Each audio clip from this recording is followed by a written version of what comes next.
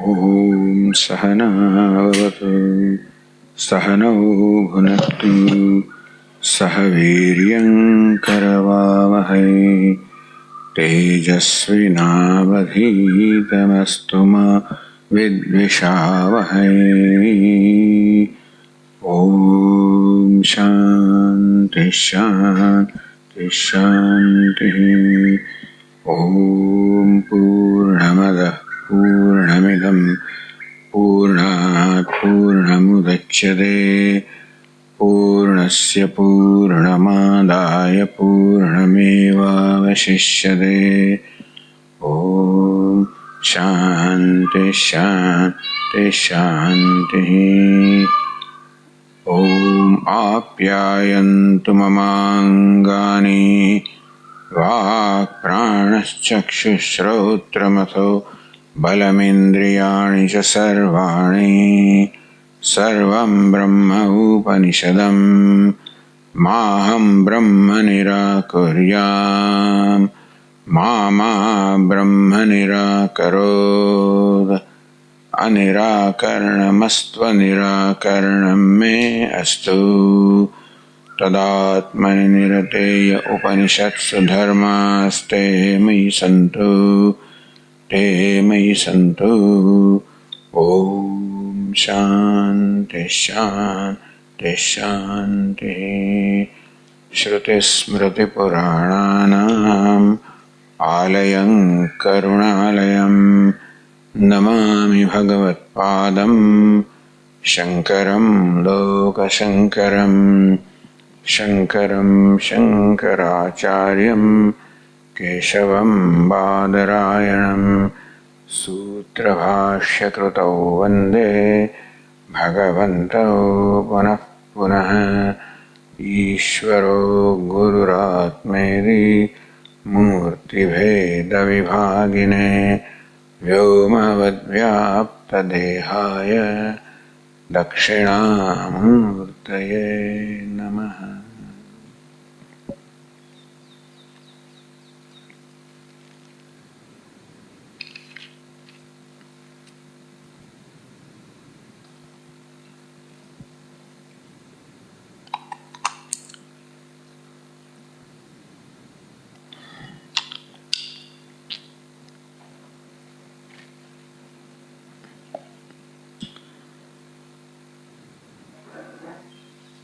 तो ईश्वરની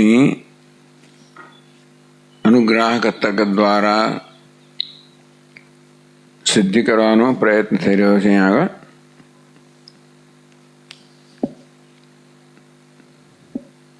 એતદ ભોક્તૃ કર્મ વિભાગજ્ઞ પ્રયત્નપૂર્વકમ ભવિતુમર્હતિ. આ પ્રકારની પ્રતિજ્ઞા કરવામાં આવી કે એતદ જગત, આ જગત છે એ ભોક્તૃ કર્મ વિભાગજ્ઞ, એને ભોગતા, કયા ભોગતાએ કયું કર્મ કર્યું, એનું કેવું ફળ મળવું જોઈએ, કયા સ્થળમાં, કયા કાળમાં, કેવા સંજોગોમાં,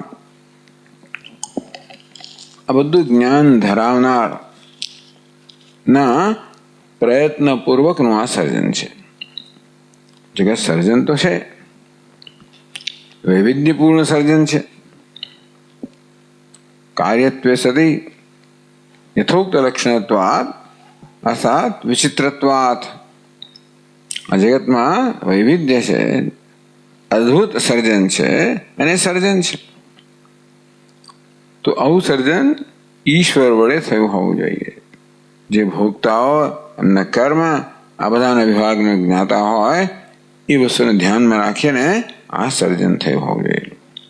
જગત સર્જન તો છે જ, વૈવિધ્ય પણ ધરાવે છે, પણ જગતનો નજર કરીએ તો સમજ પડે, ખ્યાલમાં આવે કે આ બધું પ્રયત્ન તો છે જ, પણ કોઈક જાણકારનો પ્રયત્ન છે જેણે બધું વ્યવસ્થિત સર્જન કર્યું છે કે દરેક પ્રાણીને પોતાના કર્મનું યોગ્ય ફળ યોગ્ય સમયે, યોગ્ય સ્થળે, યોગ્ય સંજોગોમાં યોગ્ય રીતે મળે એ પણ આપણે જોઈએ છીએ. તો આ વસ્તુ તો જ્ઞાનની અપેક્ષા રાખે છે. આગળ આપણે કહીશું કે એ તો કૃપાની અપેક્ષા, અત્યારે એ વાત નથી થતી. પણ સર્જન જ્ઞાનનું પરિણામ છે. એ માત્ર કોઈ યાંત્રિક સર્જન નથી. એનું કારણ કોઈ યાંત્રિક નથી, પણ એનું કારણ કોઈ કે જ્ઞાની જાણકાર છે, જેણે સમજીને પ્રયત્નપૂર્વકનું સર્જન કરેલું છે. આમાં પહેલા કર્મ એમ તો કહેવામાં આવ્યું, તસ્ય અચિંત્ય પ્રભાવત્વાત વગેરે કહેવામાં આવ્યું કે કર્મનું સર્જન છે, કર્મ અચિંત્ય પ્રભાવ ધરાવે છે, તેથી કર્મ જ ફળનો હેતુ છે. તેથી કર્મ જ જો સમજાવી શકતો હોય તો ઈશ્વરની કલ્પનાની શું આવશ્યકતા છે?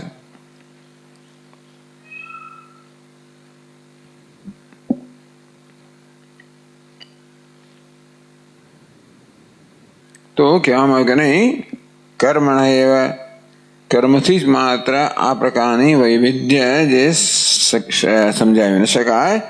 કર્તૃતંત્રત્વાત કર્મણ, કારણ કે કર્મ છે એ નિમિત્ત ખરું, પણ કેવું છે? એ પરતંત્ર નિમિત્ત છે, સ્વતંત્ર નિમિત્ત નથી. જ્યારે કર્મ કરવામાં આવે ત્યારે ચિતિમત પ્રયત્ન નિવૃત્તમ, કર્મ હંમેશા કોઈ ચૈતન્યના પ્રયત્નથી જ નિષ્પન્ન થતો હોય છે. એ પ્રયત્ન જયારે પૂરું થાય તો કર્મ પોતે પણ શાંત થઈ જાય, ઉપરમ થઈ જાય. તો બીજા સ્થળે, બીજા સમયે, બીજા સંજોગોમાં બીજા વિશેષ ઉત્પન્ન કરીને એનું ફળ આપવાની ક્ષમતા આ પ્રકારનું જ્ઞાન કર્મમાં નથી. આવું જ્ઞાન ધરાવનાર વડે આ કર્મનું ફળ સર્જાયું હોવું જોઈએ.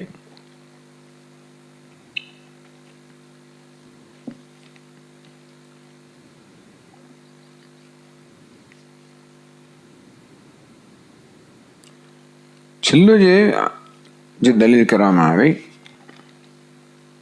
85મા પાન પર, હજી મીમાંસકો એનો જ આગ્રહ રાખે છે કર્મનો જ. આપણે સમજાયું કે કર્મમાં પોતાનું ફળ આપવાની ક્ષમતા નથી, નિમિત્ત છે, પણ પરતંત્ર નિમિત્ત છે, કોઈ સ્વતંત્ર ચેતન નિમિત્ત જોઈએ, આ બધું આગળ કહેવામાં આવ્યું. છતાં પણ આધુનિક મીમાંસકો કહે છે, શાસ્ત્રાત, શાસ્ત્ર કહે છે, શાસ્ત્ર શું કહે છે? કર્મણ એવ ઇતિ ચેત. શાસ્ત્ર કર્મ સિવાય બીજા કોઈનો નિર્દેશ કરતું નથી કર્મના ફળ માટે. શાસ્ત્રમ હિ ક્રિયાતઃ ફલ સિદ્ધિમ આહ.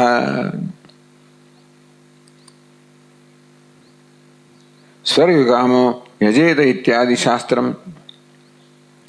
શાસ્ત્રના વાક્ય સ્વર્ગ કામો યજેત, સ્વર્ગની કામના છે એને આ યાગ કરવો જોઈએ, બસ આવું કહે શાસ્ત્ર. એ પરથી આપણે સમજી શકીએ છીએ યજેત આખ્યાત પદાર્થ કે ભાઈ આ યજ્ઞ છે એ સમિહિત સાધનમ, ટૂંકમાં એ અભિષ્ટ સાધન છે. યાગ સમિહિત સાધનમ પ્રતીયતે.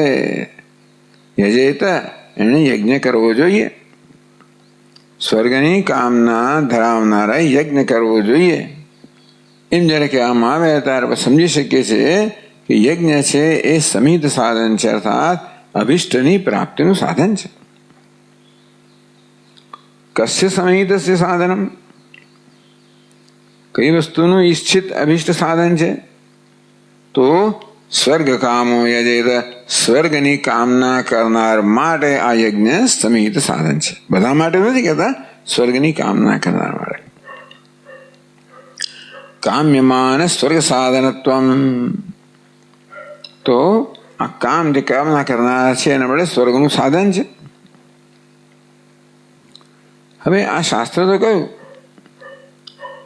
પછી કહ્યું કે ન છે પ્રમાણ અધિગતત્વાદ અનર્થક્યમ યુક્તમ. આ સ્વર્ગ કામો યજેત વાક્ય છે, એમાં સ્પષ્ટ કહેવામાં આવ્યું કે ભાઈ આ સ્વર્ગની કામના કરનાર યજ્ઞ કરવો જોઈએ. એટલે યજ્ઞ છે જેની સ્વર્ગની કામના પૂરી કરનાર છે. પ્રમાણ અધિગતત્વાત, આ શાસ્ત્ર પ્રમાણ છે, આ પ્રમાણ વાક્ય છે, માટે ન અનર્થક્યમ યુક્તમ, એ અનર્થ વાક્ય નથી, સાર્થક વાક્ય છે. તો એને સાર્થક કેમ બનાવવો પ્રશ્ન થાય છે. યદ્યપિ સ્વર્ગ સાધનત્વમ યદ્યપિ અવગમ્યતે યાગસ્ય, સ્વર્ગ કામો યજેત એ વાક્યથી યાગ સ્વર્ગની પ્રાપ્તિનું સાધન છે એ તો આપણે સમજી શકીએ છીએ. તથાપિ ક્ષણિકસ્ય યાગસ્ય, 85 પાન પર ત્રીજી પંક્તિમાં આનંદગીરી કે તથાપિ ક્ષણિકસ્ય યાગસ્ય કાલાંતરીય સ્વર્ગ સાધનત્વ અસંભવાત. ક્ષણિકસ્ય યાગસ્ય, આ વાક્ય તો એમ કહે છે કે યાગ છે એ જ સ્વર્ગનું સાધન છે, એને પ્રમાણ વાક્ય છે, એટલે આપણે એને પ્રમાણ તરીકે લેવું જોઈએ. વાક્યને આપણે જો લઈએ તો એનો અર્થ હોય કે આ યજ્ઞ યાગ છે એ જ સ્વર્ગનું સાધન છે. પણ ક્ષણિકસ્ય યાગસ્ય, યાગ તો ક્ષણિક છે. યાગની શું વ્યાખ્યા કરો? દેવતો ઉદ્દેશ્યને દ્રવ્ય ત્યાગ યાગ, દેવતાને ઉદ્દેશ્યને દ્રવ્યના ત્યાગને યાગ કહેતા હોઈએ તો ઇન્દ્રાય સ્વાહા, ઇદમ ઇન્દ્રાયદમ નમઃ, આટલી ક્ષણ આ સંકલ્પ થયો એનો યાગ, તો ક્ષણિકસ્ય યાગસ્ય. ટૂંકમાં યાગને આપ જો સ્વર્ગનું સાધન માનતા હો તો યાગ તો એક ક્ષણમાં સમાપ્ત થઈ ગયો. કાલાંતરીય સ્વર્ગ સાધનત્વ સંભવાત, હવે યાગ જે આવો અનિત્ય છે અને અત્યારે સમાપ્ત થઈ ગયો, એ તો હાજર નથી સ્વર્ગનું ફળ મળે ત્યારે. તેથી આવો યાગ છે એ કાલાંતરીય, અન્ય કાળમાં સ્વર્ગ સાધન સ્વર્ગનું સાધન બને એ તર્ક સંગત નથી. અત્યારે કર્મ કર્યું ને તમને ભવિષ્યમાં ફળ મળવાનું હોય તો કંઈક સ્થાયી વસ્તુ હોવી જોઈએ. જ્યાં કર્મને અને સ્વર્ગને જોડનારી કંઈક સ્થાયી વસ્તુ હોવી જોઈએ, એનો કર્મ તો એ છે નહીં. એટલે આ વાક્યને માત્ર તમે અક્ષરશ લો કે આ યાગ છે એ કર્મ ફળ આપે છે, એ તો સંભવિત નથી. એટલે બધી કલ્પના, એટલે આ વાક્યને પ્રમાણ બનાવવા માટે શું કરવું પડે? ન છે પ્રમાણ અધિગતત્વાત, એટલે કે છે ઔષધ પાનાદેહ કર્મણ સ્થાયિત્વ દ્રષ્ટાંત આપે છે કે તમે કર્મ કરો, એ કર્મ ભલે અનિત્ય હોય, કર્મ ભલે ક્ષણિક હોય, એવો નિયમ નથી કે ક્ષણિક કર્મ ભવિષ્યમાં ફળ ના આપે. દ્રષ્ટાંત ઔષધ પાનાદિ, ઔષધિનું પાન કરો એ તો ક્ષણિક વસ્તુ છે, એ કર્મ સમાપ્ત થઈ ગયો, અને છતાં પણ આપણને કેટલાક સમય પછી આપણે આરોગ્ય પ્રદાન કરે છે. એ કેવી રીતે થાય છે? તો આ એક દ્રષ્ટાંત આપવામાં આવ્યું. ઔષધ પાનાદેહ કર્મણ સ્થાયી સંસ્કાર દ્વારેણ. એટલે કર્મ કેવું છે? ભલે કર્મ પોતે અસ્થાયી હોય, કર્મ ભલે અનિત્ય હોય, એ સ્થાયી સંસ્કાર છોડીને જનારું છે. ઔષધ પાન રૂપે કર્મ કેવું છે? સ્થાયી સંસ્કાર છોડીને જનારું છે. સ્થાયીનો એ સંસ્કાર ઔષધિય કાલાદિ સંસ્કૃતા સૂક્ષ્મ અવયવા. ઔષધિ છે ને એને સંસ્કૃત કરવામાં આવી છે, તૈયાર કરવામાં આવી છે, એના બધા અનેક અવયવો છે. એટલે ઔષધિ પાન રૂપી કર્મ તો સમાપ્ત થઈ ગયો, પણ એ કર્મ છે ને એ ઔષધિના પેલા અવયવ રૂપી સંસ્કાર દેહમાં છોડીને જાય છે, અને એ સૂક્ષ્મ અવયવ છે ઔષધિના, એ કામ કરતા હોય છે. અર્થાત કેવું કર્મ છે? કર્મ સ્વયં ક્ષણિક હોવા છતાં પણ એ સ્થાયી સંસ્કાર છોડીને જનારું છે, અને તેથી કાલાંતરે એ અસર કરે છે. શું? તો કે સ્વાસ્થ્ય પ્રદાન કરવાનું. તો ઔષધ પાનાદેહ કર્મણ સ્થાયી સંસ્કાર દ્વારા કાલાંતરીય આરોગ્યાદિ ફલ હેતુત્વ પ્રસિદ્ધ. આ પ્રસિદ્ધ દૃષ્ટાંત છે. જ્યાં ક્ષણિક કર્મ છે એ સ્થાયી સંસ્કાર છોડવા દ્વારા કાલાંતરમાં ફળ પ્રદાન કરે છે. આ દૃષ્ટાંત આવ્યું. એવી રીતે આ યાગ કર્મ છે ભલે ક્ષણિક હોય, એ પણ આ પ્રકારે સ્થાયી સંસ્કાર છોડીને જાય એવું કેમ ના બને? એ સંસ્કાર એટલે આ કર્મ એ સ્થાયી સંસ્કાર છોડ્યા, એ સ્થાયી સંસ્કાર છે એ કાલાંતરે ફળ આપે છે. તો કે છે યાગસ્ય શુદ્ધ સાધનત્વ નિર્વાહાય. યાગ કહે છે કે ભાઈ સાધન છે. શેનું સાધન છે? સ્વર્ગનું શુદ્ધ શ્રુત્યા પ્રતિપાદિતમ. શ્રુતિ પ્રતિપાદન કરે છે કે યાગ શું છે? એ સ્વર્ગનું સાધન છે. સ્વર્ગ કામો યજેતા, એ નક્કી થયું કે યાગ એ સ્વર્ગનું સાધન છે. શુદ્ધ સાધનત્વ નિર્વાહાય. આમ શ્રુતિ યાગને કર્મફળનું કે સ્વર્ગનું સાધન કહે છે. એને નિર્વાહાય, એને આપે નિર્વાહ કરવા માટે, એને પ્રમાણિત કરવા માટે, એને સાચું ઠેરવવા માટે શ્રુતિનું વાક્ય છે.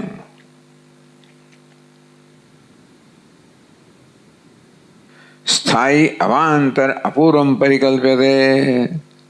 તો ઔષધ પાન રૂપી જે ક્ષણિક કર્મ છે, જેવી રીતે સૂક્ષ્મ અવયવ રૂપી સ્થાયી સંસ્કાર છોડીને જતું હોય છે, તેવી રીતે આ યાગ પણ જે ક્ષણિક કર્મ છે એ પણ સ્થાયી સંસ્કાર છોડીને જાય. કયા સ્થાયી સંસ્કાર?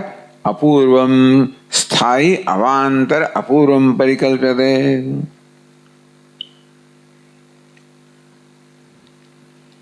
તો અપૂર્વ નામની આવું સ્થાયી સંસ્કાર ઉત્પન્ન થાય છે કર્મ કરવાથી. અપૂર્વ શું છે? જેમ પેલા ઔષધિના અવયવો, ઔષધિ પાન રૂપી કર્મ અને સ્વાસ્થ્ય પ્રદાન રૂપી ફળને જોડનારા છે, તેવી રીતે અપૂર્વ નામના જે સંસ્કાર છે એ યાગરૂપી ક્ષણિક કર્મ અને સ્વર્ગની પ્રાપ્તિનું ફળ એ બેને જોડનારી કડી છે. આપણે જોઈએ છે, એના દૃષ્ટાંત છે આપણી પાસે. એટલે અપૂર્વમ પરિકલ્પ્યતે. તો આ પ્રકારે આ ઔષધ પાનની જેમ આ પણ વ્યવસ્થાયી સંસ્કાર છે, એને અપૂર્વ કહેવામાં આવે છે, ક્યારે દુષ્ટ કહેવામાં, અપૂર્વ કહેવામાં આવે છે. પરિકલ્પ્યતે એવી કલ્પના કરીએ છીએ. હવે એવું કઈ શ્રુતિ કહેતી નથી કે યાગ અપૂર્વ દ્વારેણ સ્વર્ગસ્ય ફલમ, એવું નથી કહેતું. યાગ જ સ્વર્ગનું ફળ છે એવું કહે છે. વાક્યને આપણે પ્રમાણભૂત ઠરાવવા માટે આવી કલ્પના કરવી પડે કે યાગ આ પ્રકારના સ્થાયી સંસ્કાર છોડીને જતા હશે, જેને આપણે અપૂર્વ કહીએ છીએ. તેને ન તો અનર્થક, એટલે અનર્થક્યમ ન યુક્તમ. એ જો આપણે કલ્પના કરીએ કે અપૂર્વ નામના સંસ્કાર ઉત્પન્ન થાય છે, તો આ વાક્ય અનર્થક ના થાય. સ્વર્ગ કામો યજેદ વાક્ય સાર્થક બને. કેવું સાર્થક બને? કે આ યાગ છે સ્વર્ગની કામના પૂરી કરે, સ્વર્ગ પ્રાપ્ત કરાવે છે. એ સાર્થક બને આપણે જો આ પ્રકારે યાગ એવા અપૂર્વની કલ્પના કરી, અને આપણે કરવી જોઈએ, તો જ એ શાસ્ત્ર પ્રમાણ કહેવાય ને. નિર્દોષ વાક્ય અધિગતત્વાત. આ સ્વર્ગ કામો યજેત એ શાસ્ત્રનું વાક્ય નિર્દોષ છે, શાસ્ત્ર નિર્દોષ પ્રમાણ છે. એટલે આપણું કામ શું છે? પ્રમાણને પ્રમાણ બતાવવાનું. અહીં બતાવી શકાય કે આ પ્રકારે અપૂર્વ નામના સ્થાયી સંસ્કારની કલ્પના કરવામાં આવે કે યાગરૂપી ક્ષણિક કર્મ અપૂર્વ નામના સંસ્કાર ઉત્પન્ન કરે છે, જે આપણને કાલાંતરમાં ફળની પ્રાપ્તિ કરાવશે.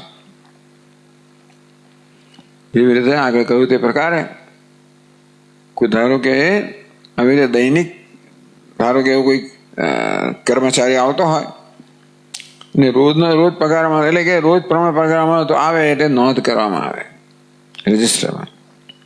મેનેજર સાહેબ નોંધ કરાવે અને મહિનાના અંતે પછી ગણે કે 24 દિવસ આવ્યો છું અને ભાઈ 24 ચાલો જે 2400 રૂપિયા તારો પગાર. આ પેલા જે ટીક માર્ક કરાવે ને એ સંસ્કાર છે. એને કરેલું કર્મ તો સમાપ્ત થઈ ગયું, ક્ષણિક છે. પેલા સંસ્કાર છોડે, કેવું ટીક રૂપી સંસ્કાર છોડીને જાય છે, જે મહિનાને અંતે એને એનું ફળ પ્રાપ્ત કરાવે છે. તો આ તો જાણીતી વસ્તુઓ છે. આ પ્રકારે મીમાંસક લોકો અપૂર્વની કલ્પના કરીને આવું પુરવાર કરવાનો પ્રયત્ન કરે છે કે કર્મ જ પોતાનું ફળ આપે છે.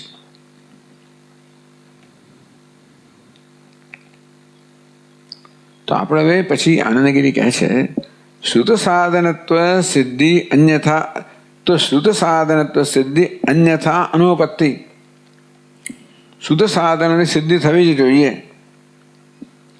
તો જ થાય જો આ પ્રકારે અપૂર્વની કલ્પના કરવામાં આવે. અને અર્થાપત્તિ ક્યાં આવે? શ્રુતાર્થપત્તિ. શ્રુતિની અર્થાપત્તિ. અન્યથા અનુપત્તિ કે ભાઈ શ્રુતિ કહે છે મળે આમ હોવું જ જોઈએ, આમ ન હોય તો શ્રુતિ આમ ના કહે, એટલે અપૂર્વ ન હોય તો શ્રુતિ આમ ના કહે. અને તેથી એ પ્રકારે અર્થાપત્તિ દ્વારા અપૂર્વની કલ્પના કરવામાં આવે. તો વેદાંતિન કહે કે ભાઈ શ્રુત સાધનત્વ સિદ્ધિ અન્યથા અનુપત્યા. ચાલો આપણે પણ સ્વીકારીએ છીએ સ્વર્ગ કામો યજેત, એટલે યાગ છે એ સ્વર્ગની પ્રાપ્તિ કરાવનાર છે, એ આપણે શ્રુતિનું વાક્ય સ્વીકારીએ છીએ. તો તમે શ્રુતિના વાક્યને પ્રમાણભૂત ઠેરવવા માટે અપૂર્વની કલ્પના કરી, તો ઈશ્વરની કલ્પના કેમ નથી કરતા ભાઈ? કેમ ઈશ્વર એવા ન ઈચ્છે? તમે શું તકલીફ છે? કર્મ પૂરું થઈ ગયું, તો કર્મ પ્રદસ્વમ ફલ પુરુષારાધન હોતે. પુરુષ વગર કર્મ કેવી રીતે ફળ આપી શકે? તો કેમ ઈશ્વર એવા ન ઈચ્છે? તો ઈશ્વર નામનું એક સ્થાયી તત્વ છે એવી કલ્પના કેમ નથી કરતા? તત્રાહ. તો એને માટે મીમાંસક કહે છે ન ચ ઈશ્વર અસ્તિત્વે પ્રમાણાંતર અસ્થિતિ ચેત. આ અર્થાપત્તિ જે મેં કહી ને એ ઈશ્વરના અસ્તિત્વમાં પ્રમાણ નથી. આને કહે નિયમ અર્થાપત્તિ ઈશ્વર અસ્તિત્વ પ્રમાણમ. તમે જે અર્થાપત્તિ કહી ને આ શ્રુતિના વાક્યની અન્યથા અર્થાપત્તિ કરીને આ પ્રકારે કલ્પના કરી અપૂર્વની, તો ઈશ્વરની કલ્પના કરવામાં શું વાંધો હતો? કે નહીં આ અર્થાપત્તિ ઈશ્વર માટે પ્રમાણ નથી. નિયમ અર્થાપત્તિ ઈશ્વર અસ્તિત્વ પ્રમાણમ. અર્થાપત્તિ છે કઈ કે ભાઈ અપૂર્વના સ્વીકાર વગર આ શ્રુતિનું વાક્ય છે એ પ્રમાણભૂત ન બને. તો એ માત્ર આ આને માટે જ પ્રમાણ છે, અપૂર્વ માટે જ પ્રમાણ છે. અન્યથા અપી ઉપન્નત્વાદ. એટલે કહેવાનો વાત એ છે કે ભાઈ ઈશ્વર માટે પ્રમાણ કહેવાય, પણ જો આનું બીજી રીતે સમજાવી શકાય, અપૂર્વથી સમજાવી શકાય, તો ઈશ્વર માટે પ્રમાણ બનતી નથી. અર્થાપત્તિ ખરી, એ અર્થાપત્તિથી આપણે અપૂર્વ નિર્ણય પર આવી શકતા હોઈએ તો પછી એ અર્થાપત્તિ ઈશ્વર માટેનું પ્રમાણ બનતી નથી. એ સિવાય તમારી પાસે કોઈ પ્રમાણ છે ભાઈ? આ અર્થાપત્તિ માટે તમે કહ્યું કે આ અર્થાપત્તિ તો શેનું પ્રમાણ છે? અપૂર્વનું પ્રમાણ છે. એ સિવાય તમે કોઈ લાવો પ્રમાણ ઈશ્વર માટે તો બરોબર છે. નથી માનાંતરમ અસ્તિ. તમારી પાસે ઈશ્વરને પુરવાર કરવા માટે શાસ્ત્રમાં બીજો કોઈ પ્રમાણભૂત વાક્ય છે? તો ઘણા વાક્યો છે. યસ સર્વજ્ઞ સર્વ, આ બધા વાક્યો છે તો ખરા. તો કહે છે તદ વિષય શ્રુત્યાદે અર્થવાદત્વાદિત્યર્થ. હે વેદાંતિન લોકો, તમે જે વાક્યોને ઈશ્વર માટે પ્રમાણ માનો છો, યસ સર્વજ્ઞ સર્વવિદ વગેરે, એ તો કેવા છે? અર્થવાદ છે. અર્થાત સ્વાર્થે પ્રામાણ્ય નથી, પરાર્થે પ્રામાણ્ય છે. અર્થવાદનું પ્રમાણિક હોય, વિધિમાં હોય, કર્મમાં હોય. અર્થાત આ બધા વાક્યો જેને તમે ઈશ્વરના અસ્તિત્વ માટે પ્રમાણ માનો છો એ બધા અર્થવાદ છે. તો 8મી પાદનો તદ વિષય શ્રુત્યાદે ઈશ્વર પ્રતિપાદક શ્રુત્યાદે. તમારી દ્રષ્ટિએ જે શ્રુતિના વાક્યો ઈશ્વરનું પ્રતિપાદન કરનારા છે, જેમ કે યશ સર્વજ્ઞ સર્વવિદ વગેરે, એ કેવા છે? તેષામ અર્થવાદત્વાદ. એ તો બધા અર્થવાદ છે. અર્થવાદ શું છે? સ્તુતિ માટે છે. તો 9મી પાદનો કહે છે અર્થવાદત્વાદ કર્મણામેવ ફલદાતૃત્વેન રાજાદિ ઈશ્વર તુલ્ય ઈશ્વરત્વેન સ્તુતિપરત્વાત. આ ઈશ્વર કહેવામાં આવ્યું કોને? આ કોણ છે? સર્વજ્ઞ સર્વવિદ વગેરે કોણ? જે છે મહિમા ભૂમિ કોણ? એ તો કર્મ છે. આ કર્મનો બધા મહિમા છે. કર્મને ઈશ્વર રૂપે એની સ્તુતિ કરવામાં આવે છે, પ્રશંસા કરવામાં આવે છે. કેમ? કર્મમાં પણ હવે ઈશ્વર એટલે પેલો માત્ર પરમાત્મા નહીં, કોઈ પણ આપણા સંસ્કૃતમાં રાજા વગર ઈશ્વર કહેવાય. રાજાદિ ઈશ્વર તુલ્ય એટલે પરમાત્માને ઈશ્વર કહેવાય તો ખરું, પણ આપણે સંસ્કૃતની વાંગ્મયની અંદર રાજા વગેરે જે આવી જાતની સત્તા ધરાવે ને, ઈશ્વર એટલે શાસક. ટૂંકમાં આપણા જે બધા દુન્યવી શાસકો એને પણ ઈશ્વર કહેવાય. તો ઈશ્વર શબ્દ વાપરો એટલે કે પેલો ઈશ્વર ઓછો છે. રાજાદિ ઈશ્વર તુલ્ય, રાજા વગેરે પણ ઈશ્વર હોય છે, એને કહેવાય છે. અને એની પણ આપણે સ્તુતિ કરતા હોઈએ છીએ. તેવી રીતે કર્મ પણ આ રાજાની જેમ ઈશ્વર છે. અને તેથી કારણ કે આવું મહાન ફળ આપનાર છે, આવું જગતનું સર્જન કરનાર છે, મળે કર્મમાં પણ આ બધી જો એની કેવી મહત્તા છે. અને તેથી કર્મ પણ રાજા જેવું જ છે, ઈશ્વર જેવું જ છે. માટે આ ઈશ્વર શબ્દથી વાસ્તવમાં કર્મની સ્તુતિ કરવામાં આવે છે. ઈશ્વરત્વ એને કેમ? કર્મ નામે ફલદાતૃ. તો રાજા હોય કોણ? રાજા તો શું, આપણે સેવા કંઈ કરીએ ને તો આપણને ફળ આપે ને રાજા. રાજા હોય એટલે જેને આપણે ઈશ્વર કહીએ છીએ, શાસક કહીએ છીએ, એ જાણીતો છે. શેના માટે જાણીતો છે? સેવાનું ફળ પ્રદાન કરવા માટે. તેમ કર્મ પણ ફળ પ્રદાન કરવાનું છે. આ બધું ફળ પ્રદાન કરનાર કર્મ છે. તો રાજા સેવાનું ફળ પ્રદાન કરતો હોય તેમ કર્મ ફળ પ્રદાન કરનારું છે. અને માટે કર્મ રાજા સમાન છે ને. રાજાને ઈશ્વર કહેવામાં આવે છે. અને તેથી શાસ્ત્રમાં ઈશ્વર શબ્દ જે વાપર્યો છે અને ઈશ્વરની સ્તુતિ કરવામાં આવી છે, ત્યાં કર્મની સ્તુતિ કરવામાં આવી કે કર્મ પણ ફળ પ્રદાન કરવા દ્વારા ઈશ્વર સમાન છે. ઈશ્વરત્વ એને સ્તુતિપરત્વાત.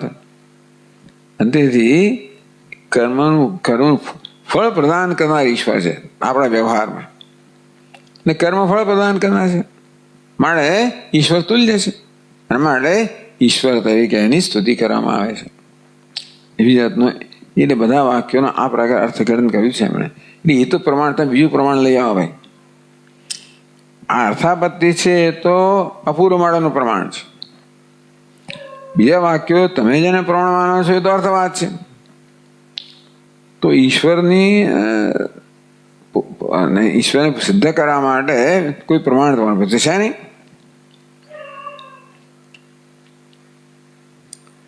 આ પ્રકારે નચ પ્રમાણ અધિગતત્વાત અનર્થક્યમ યુક્તમ નચ ઈશ્વર અસ્તિત્વે પ્રમાણાંતરમ અસ્તિતિ છે. પછી મીમાંસકે કહ્યું નચ ઈશ્વર અસ્તિત્વે, ઈશ્વરના અસ્તિત્વમાં આ સિવાય બીજું કોઈ પ્રમાણ, આ અર્થાપત્તિ સિવાય બીજું કોઈ પ્રમાણ નથી. અને અર્થાપત્તિ તો અપૂર્વ મળેનું પ્રમાણ છે. અને માટે અર્થાપત્તિ ઈશ્વર મળે પ્રમાણ ન બની શકે. અને તમે જે વાક્યોને ઈશ્વરનું પ્રમાણ માનો છો એ તો અર્થવાદ છે.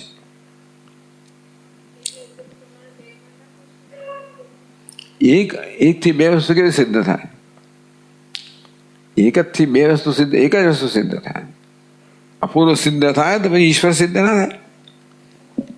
તમારે પુરવાર ઈશ્વર સિદ્ધ અપૂર્વ સિદ્ધ ના થાય એવું તો હું પુરવાર કરું, જુદી વાત છે. આ અર્થાપત્તિ દ્વારા તમે પુરવાર કરો કે ઈશ્વર જ આ અર્થાપત્તિ દ્વારા પ્રમાણભૂત છે, અપૂર્વ તો જુદી વાત છે. તો કેવી રીતે વેદાંત એવું કહે છે? તો ન એ શું છે? ઉત્તર છે, સિદ્ધાંત છે. દૃષ્ટ ન્યાય હાન અનુપત્તે. તમે આ અર્થાપત્તિ દ્વારા જે અર્થઘટન કરો છો કે કર્મ છે એ અપૂર્વ દ્વારા ફળ પ્રદાન કરનાર છે, એ દૃષ્ટ ન્યાય હાન. તો તમે જે નિયમ બનાવો ને ન્યાય, એ ન્યાય કેવો છે? દૃષ્ટ એટલે આપણા અનુભવનો વિષય હોવો જોઈએ.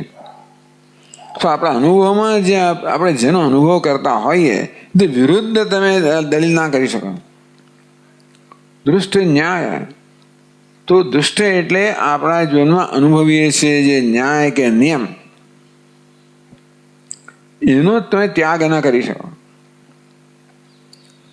એટલે એ નિયમને તમે બાજુમાં રાખીને ઉલટો પૂરવા કરવા જાઓ તો ના ચાલે. એટલે તમે જે દલીલ કરો એ પણ આપણા રોજબરોજના અનુભવનો સ્વીકાર કરતી આવી જોઈએ. દૃષ્ટ ન્યાય હાન અનુપત્તે. દૃષ્ટ ન્યાય હાન, જે ન્યાય કે નિયમ આપણે દૃષ્ટ એટલે રોજના અનુભવમાં આપણે અનુભવીએ છીએ, એનો ત્યાગ કરવો અનુપત્તે એ તર્કયુક્ત નથી. દલીલમાં એ વસ્તુ યોગ્ય નથી.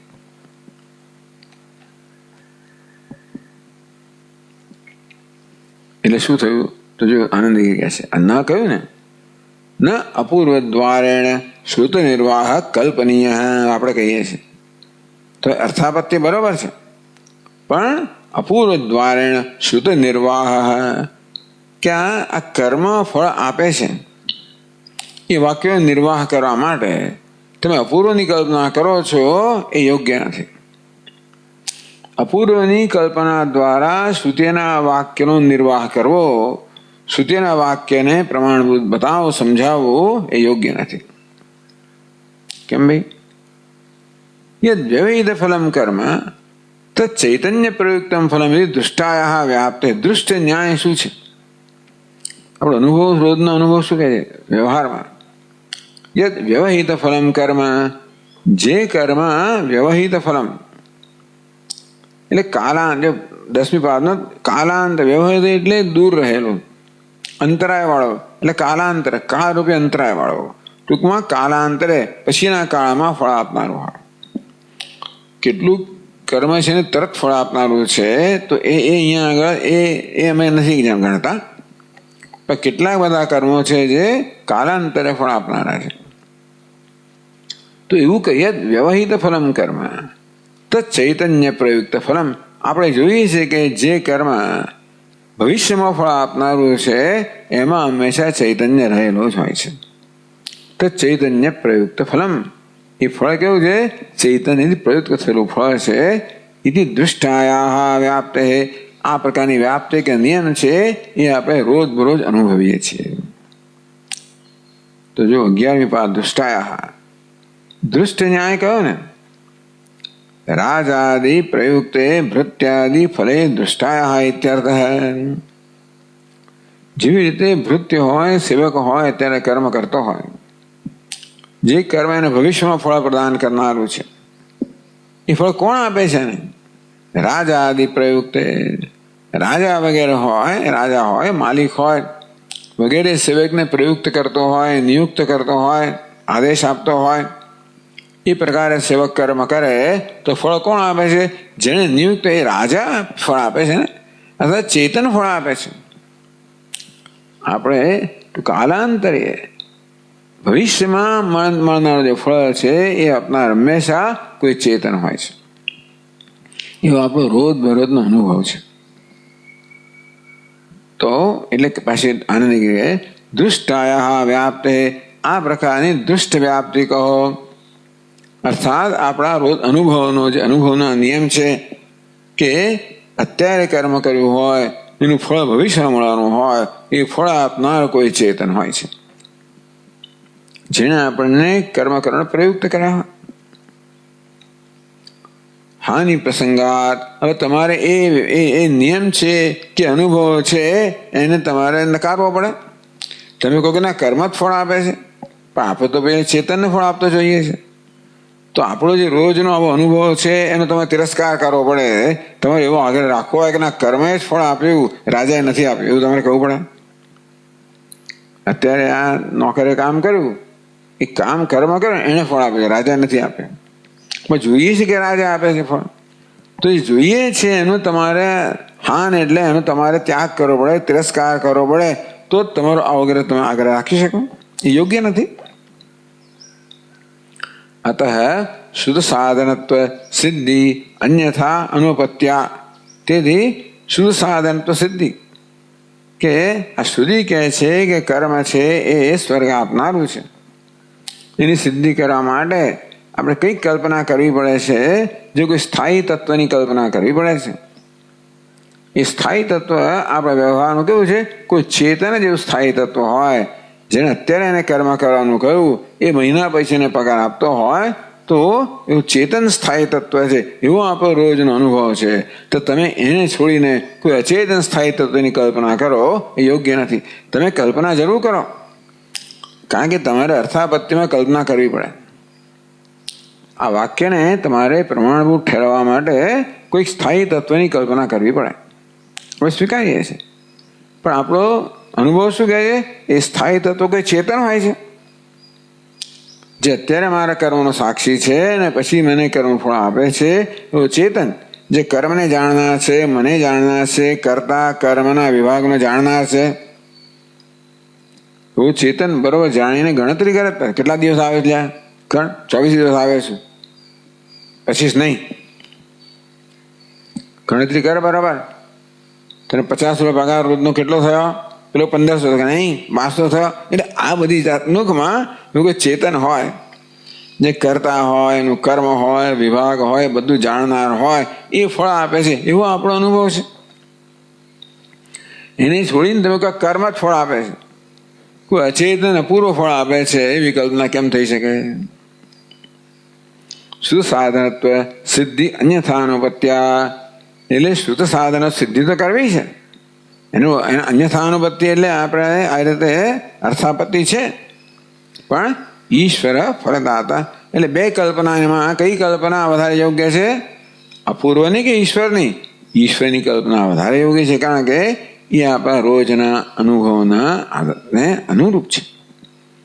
ઈશ્વર ફળદાતા કલ્પનીય, માટે ઈશ્વર જે ફળદાતા છે એવી કલ્પના કરવી જોઈએ, અપૂર્વ નહીં. ઇતિહાસ એટલે કહ્યું ન દૃષ્ટ ન્યાયહાન અનુપત્તે. આપણે રોજનો જે નિયમ જોઈએ છે એનો ત્યાગ કરવો એ તર્કયુક્ત નથી. આ સંગ્રહ વાક્ય છે. આને કે સંગ્રહ વાક્ય વિવરણોથી ન દૃષ્ટ ન્યાયહાન અનુપત્તે. આ સંગ્રહ વાક્ય છે, એનું વિવરણ કરે છે, બહુ લાંબુનું વિવરણ કરે છે. કહે છે ક્રિયા હિ ઇત્યાદિના. તો ભાષ્યકાર કહે છે ક્રિયા હિ દ્વિવિધા દૃષ્ટ ફલા અદૃષ્ટ ફલા છે. આ ક્રિયા બે પ્રકારની છે. ક્રિયા કહો, કર્મ કહો, બે પ્રકારનું છે. દૃષ્ટ ફળ એટલે કે આપણે જોઈએ ફળ આપે છે. અદૃષ્ટ એટલે આપણને ખબર નથી. ટૂંકમાં આ સ્વર્ગ કામો યજેતા, તો યાગ કરીએ ને આપણે સ્વર્ગમાં ફળ મળે, અદૃષ્ટ ફળ છે. એવા કેટલાય કર્મ છે જેના ફળ આપણે જોઈએ છે, અનુભવીએ છીએ, એ નિયમ આપણે જાણીએ છીએ. એટલે ભાષ્યકાર શું કરવા માંગે છે? દૃષ્ટ ફળના જે નિયમ છે એ નિયમ અદૃષ્ટ ફળમાં લગાડે છે. આ સ્વર્ગ કામો યજેતા એ સ્વર્ગરૂપી ફળ છે ને અદૃષ્ટ ફળ છે. અન્ય સ્થળે અન્ય કાળમાં મળનારું છે, આપણે ખબર નથી, પણ મળશે ખરું, પણ અદૃષ્ટ છે. તો દુષ્ટ ફળ એવા કેટલાય કર્મો છે જેમાં કર્મ અને ફળ વચ્ચેનો સંબંધ આપણે જોઈ શકીએ છીએ. દુષ્ટ ફળ એટલે શું? જે કર્મ અને ફળ વચ્ચેનો સંબંધ આપણે જાણતા હોઈએ. અદૃષ્ટ ફળ એટલે શું? જે કર્મ અને ફળ વચ્ચેનો સંબંધ ન જાણતા હોઈએ. યાગરૂપ કર્મ કરો અને સ્વર્ગરૂપ જે ફળ જે છે ક્યારે મળે, કેવું મળે, એ આપણે જાણતા નથી. ત્યારે દુષ્ટ ફળ કોને કહેવાય? કર્મ કરીએ રોજબરોજના અને આપણે અનુભવ જાણીએ છીએ કે કર્મ કઈ રીતે ફળ આપે છે. જો ક્રિયા દ્વિધા, ક્રિયા બે પ્રકારની છે. દૃષ્ટ ફલા અદૃષ્ટ ફલા. દુષ્ટ ફળ આપનારી અને અદૃષ્ટ ફળ આપનારી, એમ બે પ્રકારની ક્રિયાઓ છે. દુષ્ટ ફળ કેમ કહે છે? એ દૃષ્ટાંત તરીકે કહે છે. એ નિયમ પછી અદૃષ્ટ ફળ ક્રિયાને લાગુ પાડવા માટે. તો વળી કહે છે દુષ્ટ ફલાભી દ્વિવિધા. દુષ્ટ ફળ આપનારી તાત્કાલિક તરફ આપણે જાણીએ, દુષ્ટ એટલે આપણે જોઈ શકીએ એ પ્રકાર ફળ આપનારી ક્રિયા આપણે કેવી છે? દ્વિવિધા, બે પ્રકારની છે. અનંતર ફલા, આગામી ફલા છે. અનંતર એટલે શું? તાત્કાલિક ફળ આપનારી. આગામી એટલે ભવિષ્યમાં ફળ આપનારી, થોડાક સમય પછી ફળ આપનારી. તો એને દૃષ્ટાંત આપે છે. અનંતર ફલા ગતિભુજ લક્ષણા. અનંતર કહો તાત્કાલિક ફળ છે એ ગતિ, તમે ચાલ્યા અહીંયા પહોંચ્યા તરત ફળ આપનારી છે.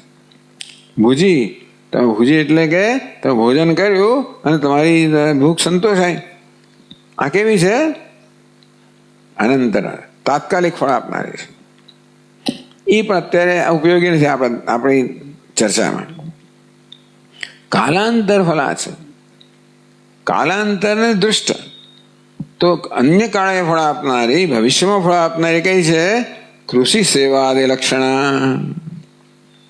કૃષિ એટલે ખેતીનું કર્મ અત્યારે કરો અને પછી તમને એનું પાક લણો વગેરે એ ભવિષ્યમાં ફળ આપનારી દૃષ્ટ ફળ છે. પણ ખેતીનું ફળ આપણે જોઈએ છે કે આ પ્રકારે ફળ મળે છે, આપણા અનુભવનો વિષય છે. સેવા, આપણે સેવા કરીએ છીએ અને જે સેવ્ય છે, જે માલિક છે, આપણે સેવાનું ફળ આપે છે, એ પણ આપણા અનુભવનો વિષય છે. એટલે આ પણ કેવું છે? દૃષ્ટ ફલા ક્રિયા થઈ.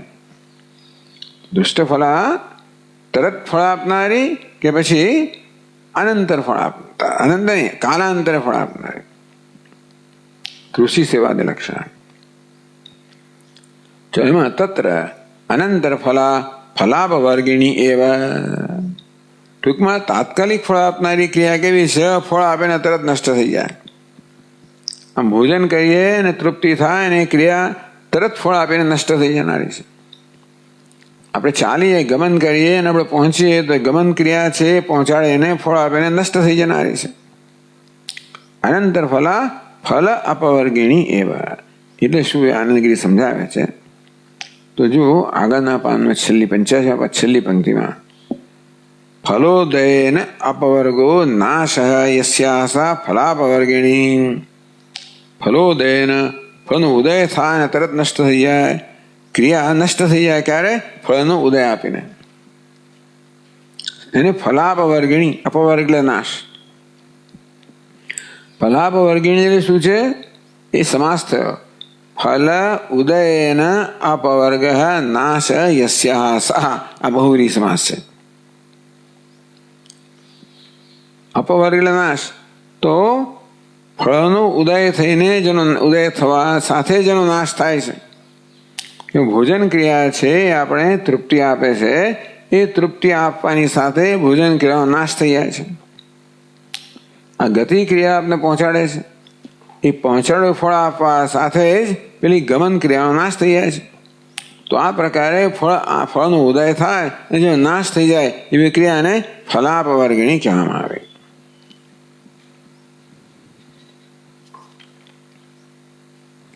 ન ફલદાતારમ પૃથક અપેક્ષતે.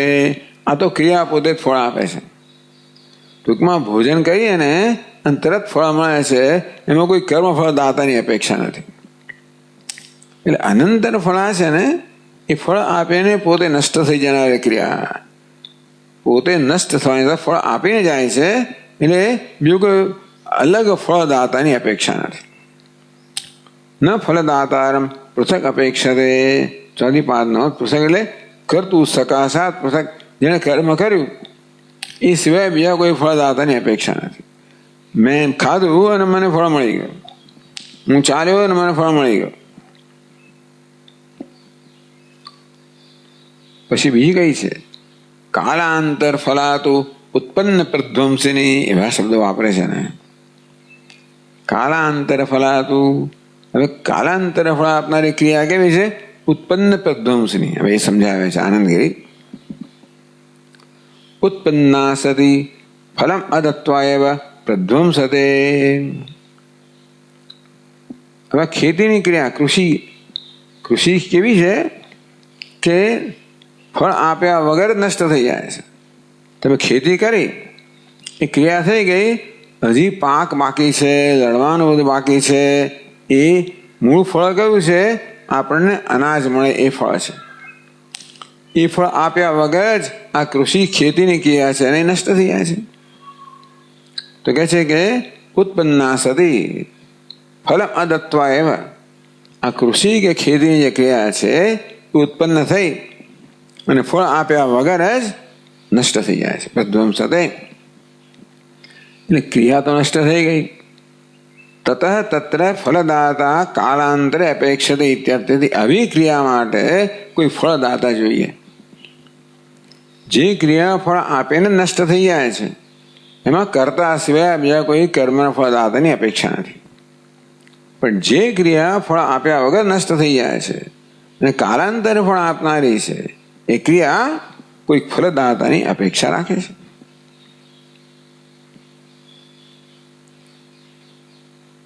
कैसे आने गई याग आदि फलम कर्म आदि अभिज्ञेन दीयमानम. हाँ, तो પછી ભાષ્ય જ કહે છે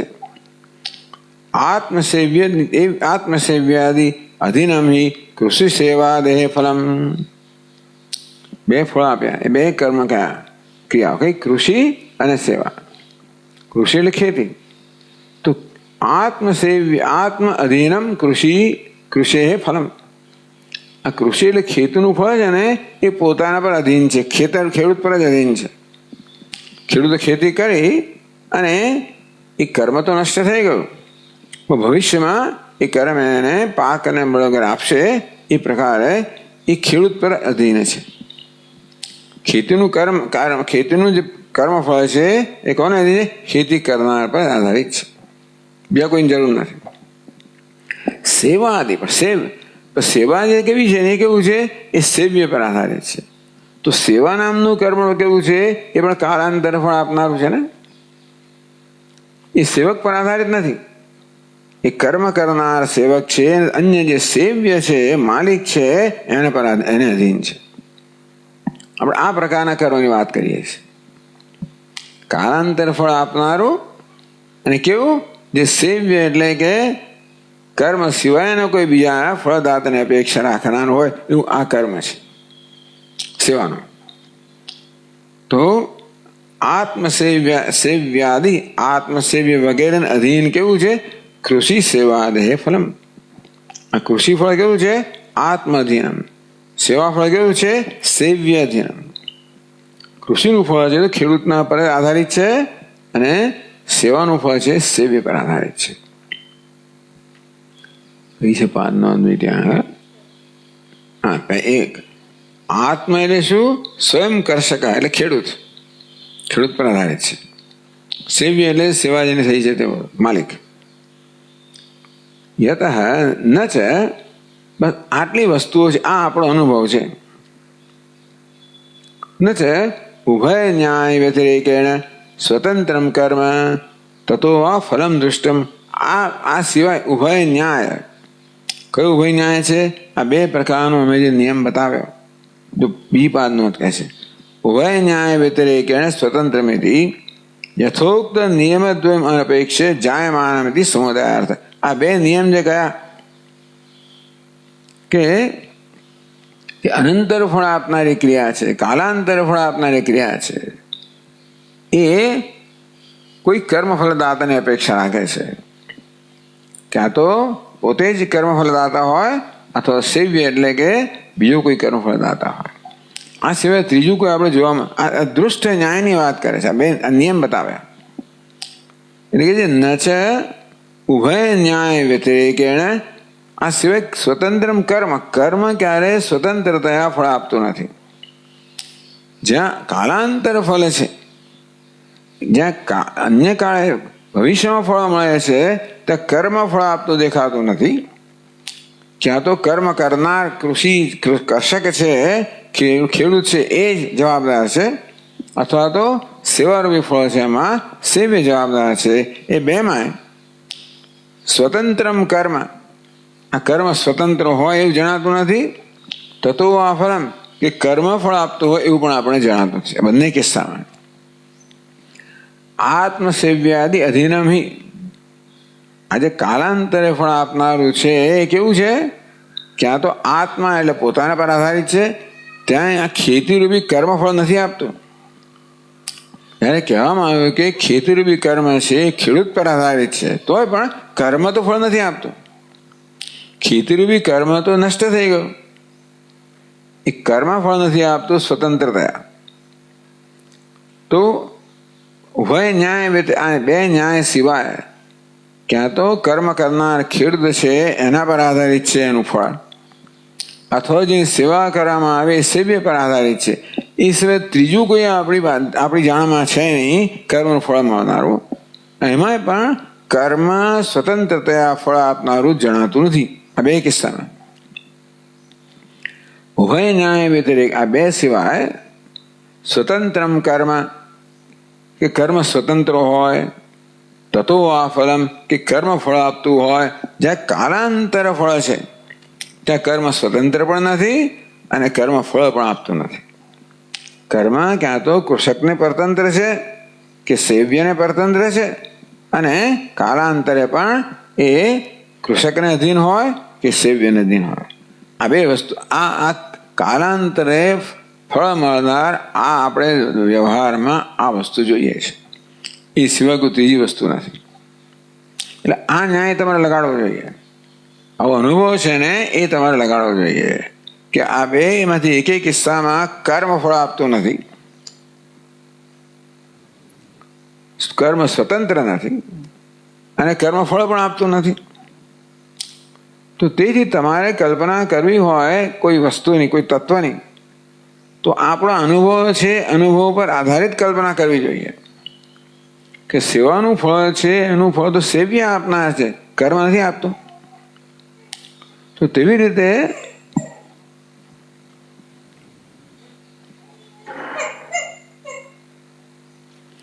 જગતની અંદર પણ આપણે કર્મ કરીએ એનું ફળ આપનાર. ધારો કે તમે યાગ કર્યો, એ કેવું છે? કાલાંતર ફળ આપનાર છે, બરોબર છે? યાગ અત્યારે કર્યો અને સ્વર્ગ તમને કાલાંતર મળે છે, એટલે આ યાગ કેવું છે? ફળ કાલાંતર ફળ આપનારું છે. એમાં પણ કોણ ફળ આપે છે? સેવ્ય, જેની સેવા કરવામાં આવી એ ફળ આપતું હોય.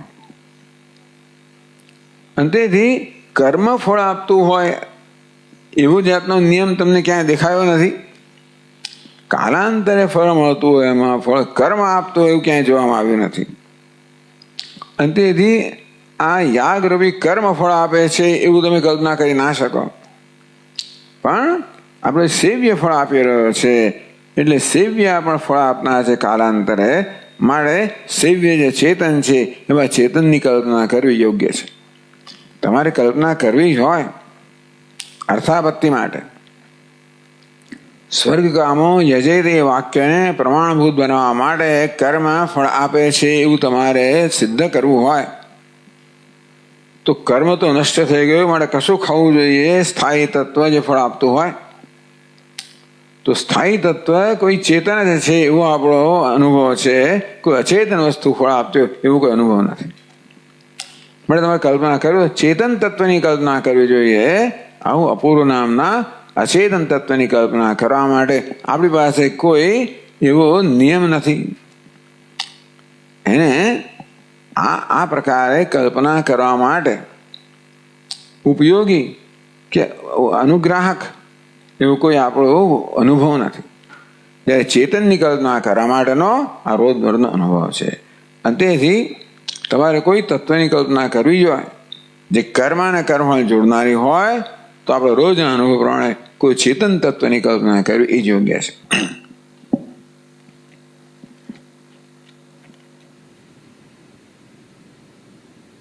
એટલે કહે છે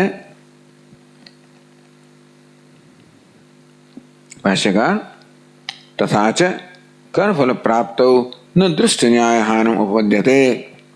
તથા ચ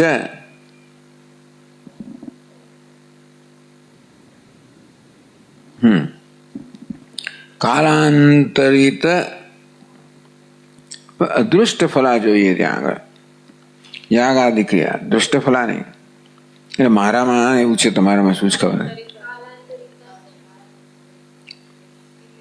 તો બરાબર, તો કાલાંતરિત અદૃષ્ટ ફલા યાગાદિ ક્રિયા, કાલાંતરિત અદૃષ્ટ ફલા. તો યાગાદિ ક્રિયા કઈ કક્ષામાં આવે છે? કાલાંતરિતમાં આવે છે અને અદૃષ્ટમાં આવે છે. કેવી છે? કૃષિ અથવા તો પછી સેવા. કાલાંતર દુષ્ટ ફલ સેવાદિ સામ્ય અતિક્રમ ન હતી. તો કાલાંતર દુષ્ટ ફલ સેવાદી, તો વ્યવહારમાં આવી રીતે કાલાંતરે ફળ આપનારી કઈ છે? સેવા. તો આપણા અનુભવમાં જે પ્રકારનો ન્યાય હોય એ પછી પેલામાં લગાડી શકીએ. અનુભવ કેવો ન્યાય છે? કાલાંતર દુષ્ટ ફલ સેવાદી સામ્ય, કે સેવા કરી હોય તો સેવ્ય છે એ કાલાંતરે ફળ આપે છે, એ નિયમ આપણે જોઈએ છે. તો આ યાગાદી ક્રિયા એ કક્ષામાં આવે છે. યાગાદી કઈ છે? કાલાંતરે ફળ આપનારી છે, અને કાલાંતર તરિત અદૃષ્ટ ફળા. તે દૃષ્ટ ફળમાં જે નિયમ છે એ નિયમ અદૃષ્ટ ફળમાં લગાડવો જોઈએ. દૃષ્ટ ફળમાં કેવું? દૃષ્ટ ફળ કયું છે? સેવા. એમાં જે નિયમ છે એ જ નિયમ તમારે અદૃષ્ટ ફળ માટે લગાડવો જોઈએ. તો કલ્પના કરવી હોય તો જે અનુભવ છે એને અનુરૂપ કલ્પના કરવી જોઈએ. એ અનુભવનો તમે ત્યાગ કરો અને પછી જે વસ્તુ અનુભવનો વિષય નથી એવી કલ્પના કરો, એ યોગ્ય નથી. એટલે ઇતિ ઉપસંહરણ તથા છે, એટલે કયું ભાષ્ય? તથા છે કર્મફલ પ્રાપ્ત ન દૃષ્ટ ન્યાયહાનમ ઉપદ્યતે. તેથી કર્મફળની પ્રાપ્તિમાં દૃષ્ટ ન્યાય, કયો દૃષ્ટ ન્યાય છે? જેમ સેવારૂપી કર્મ છે એ સેવ્ય નામના ચેતન વડે ફળ આપવામાં આવે, કાલાંતરિત ફળ મળે છે, તેવી રીતે આ યાગરૂપી ફળ છે, કર્મ છે, એ ભલે અદૃષ્ટ રહ્યું પણ એ પણ કોઈ ચેતન છે એનું ફળ આપતો હોવું જોઈએ. એ નિયમ અહીંયા લગાડવો યોગ્ય છે. એટલે ટીકાએ કહ્યું કર્મણ યથોક્ત નિમિદ્વન અધલિંગન અસંભવે સતી. ટૂંકમાં બે જે નિયમ જોઈએ છે એ સિવાય એનું ઉલ્લંઘન કરીને કર્મ ફળ ના આપી શકાય. કર્મણ યથોક્ત નિયમદ્વય અતિલિંગન અસંભવે સતી. કર્મ છે ને આ બે જે નિયમ આપણે જોવામાં અનુભવવામાં આવ્યા છે એનું ઉલ્લંઘન કરીને કર્મ વર્તન કરે એ યોગ્ય નથી. મારે કર્મ આ અને આ જે આપણે અનુભવ એ નિયમને પ્રમાણે જ ફળ આપતું હોય. તેથી જેમ આપણા અનુભવ પ્રમાણે સેવ્ય છે એ કાલાંતરે ફળ આપે છે, તેમ કર્મ ફળ આપે ત્યારે કલ્પના કરવી તો અપૂર્વ નહીં, પરંતુ આવી કોઈ ચેતનની કલ્પના કરવી એ યોગ્ય છે, કારણ કે એ આપણા અનુભવને અનુરૂપ છે.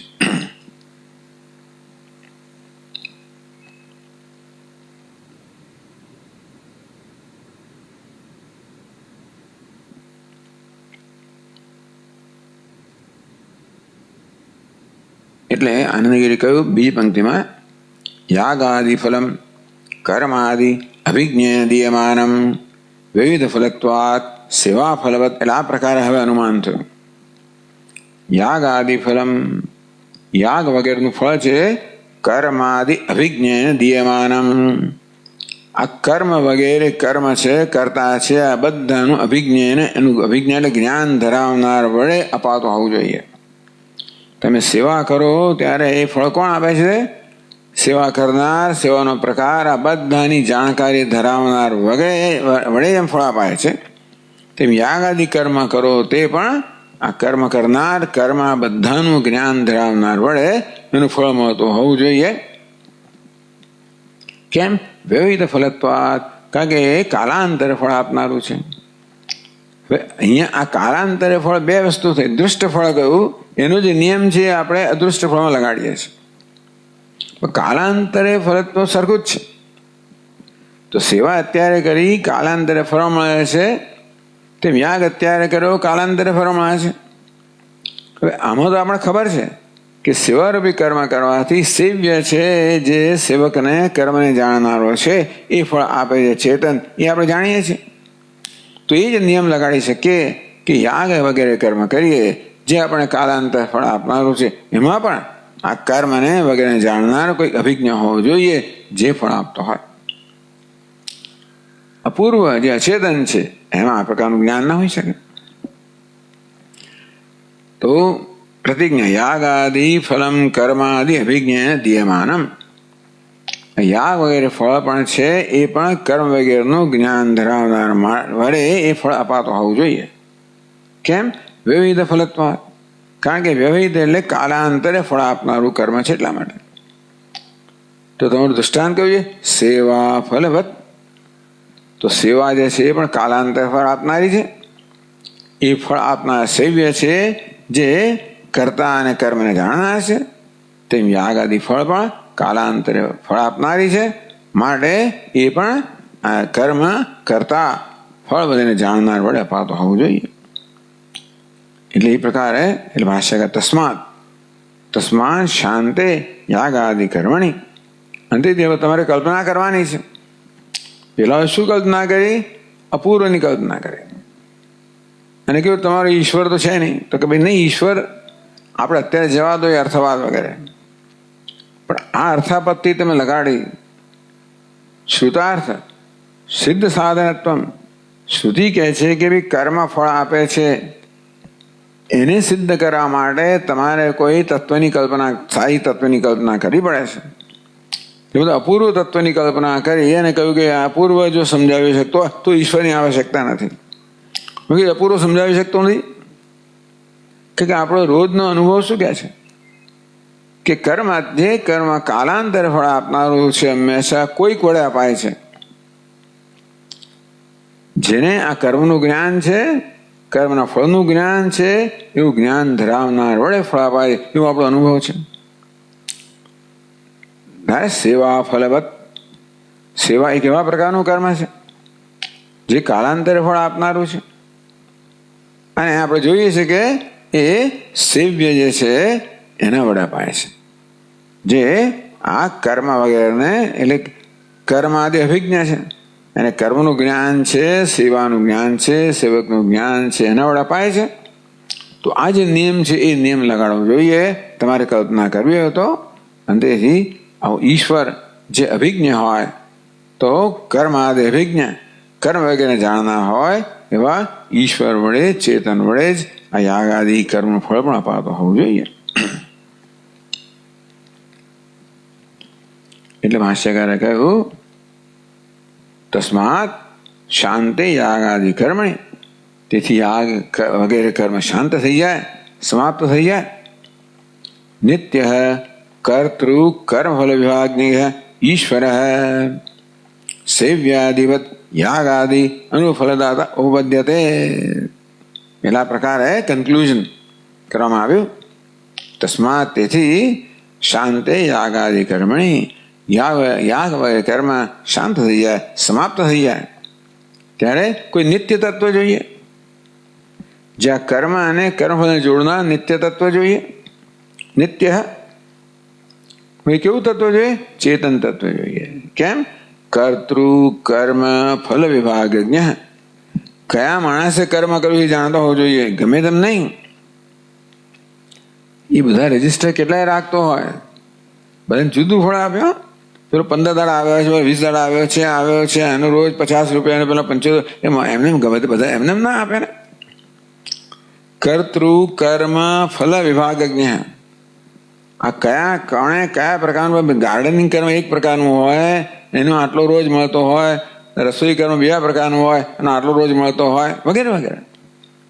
એ કયો કરતા છે, કયા પ્રકારનું કર્મ કરે છે, એને કેવા પ્રકારનું ફળ મળવું જોઈએ, એને કેટલું કર્મ કર્યું છે, કેટલા દિવસ કર્યું છે, એ બધાની જાણકારી રાખનાર હોય એ જ એ કર્મ ફળ નક્કી કરી શકે. એટલે કર્તૃ કર્મ ફલ વિભાગજ્ઞ. અપૂર્વ ની કલ્પના યોગ્ય નથી, કારણ કે એનામાં અચેતન છે, આ પ્રકારની ક્ષમતા નથી. મળે ચેતન જ હોવું જોઈએ, એવી ક્ષમતા ધરાવતો હોય. ઈશ્વર હોય જે કર્તૃ કર્મ, એટલે જે આગળ પ્રતિજ્ઞા કરેલી ભોક્તૃ કર્મ વિભાગજ્ઞ પ્રયત્નપૂર્વકમ. આ ભોગતા અને કર્મ બધાના વિભાગને જાણનાર હોય. અહીંયા સિદ્ધ કરવામાં આવ્યું કર્તૃ કર્મ ફલ વિભાગ. ભોગતા ક્યારે બને? જે અત્યારે કરતા છે એ ભોગતા બને.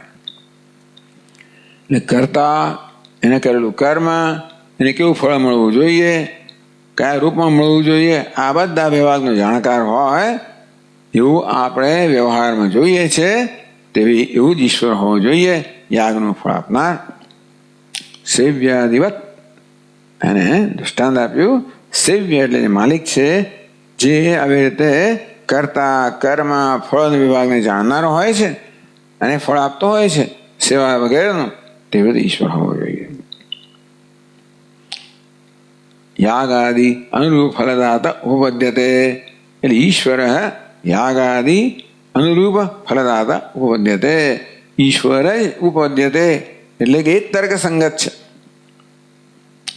ટૂંકમાં એવું નિત્ય તત્વ હોવું જોઈએ, એવું સ્થાયી તત્વની કલ્પના કરવી જોઈએ જે સ્થાયી તત્વ જાણનારું હોય. કર્મ તો થઈ ગયું, તો કોણે કર્મ કર્યું, કેવું કર્મ કર્યું, કયા પ્રકારનું ફળ મળવું જોઈએ, ક્યારે મળવું જોઈએ, કયા સંજોગો મળવું જોઈએ, હવે એ તો આ કર્મ તો પતી ગયું. એ કર્મમાં ભલે એ પ્રકારની સંભાવના હોય, પણ કર્મ પતી ગયો માટે કર્મ તો ત્યાં હાજર નથી. તો ત્યારે હાજર હોય ને બધી સંભાવના જાણનાર હોય એ જ ફળ આપી શકે ને. તો જાણનાર ચેતન જ હોય. તેથી ઈશ્વર યાગાદિ અનુફલદાતા ઉપપદ્યતે.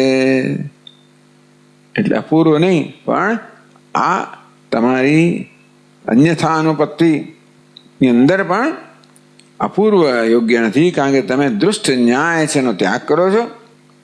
ભાવો જાણનાર ઈશ્વર છે એ યોગ્ય છે, કારણ કે એ દૃષ્ટ ન્યાયને અનુરૂપ છે. એ પ્રકાર અર્થાપત્તિ બતાવે ઉપપદ્યતે. બસ પછી બીજા બધા હવે હજી લાંબુ કરે છે કે બીજા પ્રશ્નો ઉપડે છે આમાંથી, પણ છતાં આ મુખ્ય વસ્તુ છે ઈશ્વરની સિદ્ધિ માટે. ચાલો પછી આપણે આગળ જોઈશું. ઓમ પૂર્ણમદ પૂર્ણમિદમ પૂર્ણાત પૂર્ણમુદચ્યતે પૂર્ણસ્ય પૂર્ણમાદાય પૂર્ણમેવાવશિષ્યતે. ઓમ શાંતિ શાંતિ શાંતિ. શંકરમ શંકરાચાર્યમ કેશવમ બાદરાયણમ સૂત્રભાષ્યકૃતૌ વંદે ભગવन्तौ પુનઃ પુનઃ. ઈશ્વરો ગુરુરાત્મેતિ મૂર્તિભેદવિભાગિને વ્યોમવદ્વ્યાપ્તદેહાય દક્ષિણામૂર્તયે નમઃ. ઓમ શાંતિ શાંતિ શાંતિ. હરિ ઓમ. શ્રી ગુરુભ્યો નમઃ. હરિ